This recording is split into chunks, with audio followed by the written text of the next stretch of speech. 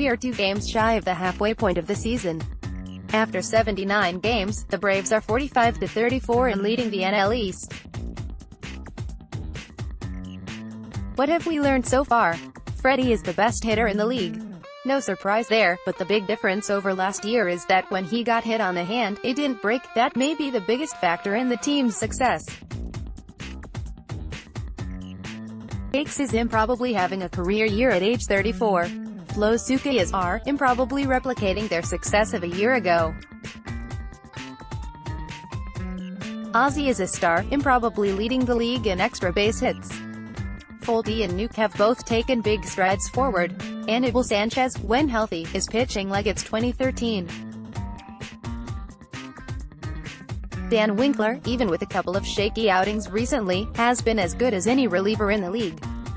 Will the Braves sustain this success in the second half? How the hell should I know? We've already cited Yogi for the difficulty of prognostication. Really, though, this Braves team is especially tough to predict. There aren't that many veterans with proven track records. And you know, even proven veterans can surprise. C.e.g. Marquez, he was the most consistent hitter in the league for several years, nothing great, but you knew what you'd get. And now, for at least half a season, he's better than he's ever been. But the big uncertainty is the young players. Will Albies keep this up? Until the last several games, he was in a slump, then he catches fire again. Will Nuke and Freddie maintain their success? I don't know about you, but both of them keep me on the edge of anxiety in every start, but the results are terrific. Is Swanson the hitter he was in 2016 and in April 2018? Or the hitter he was in 2017 and May 2018? Is Camargo's new plate discipline for real, and when his BABIP luck turns he will be in .850 up sky? Or is he really just a 240 hitter with a little power? And what will Acuna do going forward now that he's back? That's the one I'm most excited to see. How predictive is that fact that the Braves are 11 games over .500 and in first place? Let's look at some other Braves seasons. I looked for ones in which the record was pretty similar after 79 games. The 2011 squad was 44-35, as you may recall. They finished 89-73 and just missed the playoffs. That was the awful September collapse year, 81-55 on 9/1, but they went 8-18 the rest of the way. The year before, in Bobby's last year, the Braves were 46-33, finished 91-71, and made the wild card. One season with an identical record to this year after 79 games was 1993. The difference is that the Braves were way behind the bobsled giants. But they traded for Crime Dog, the press box burned, and after a thrilling pennant race they won 104 games and the division by 1 game.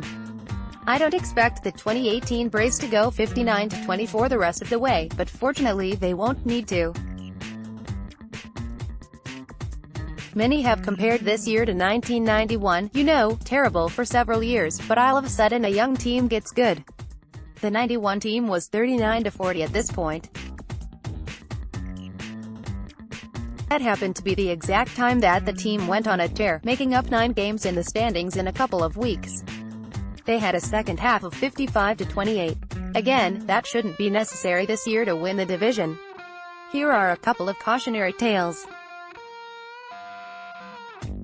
The 1983 team was 48-31, but had a miserable last 5 weeks and finished 88-74, just out of the playoffs.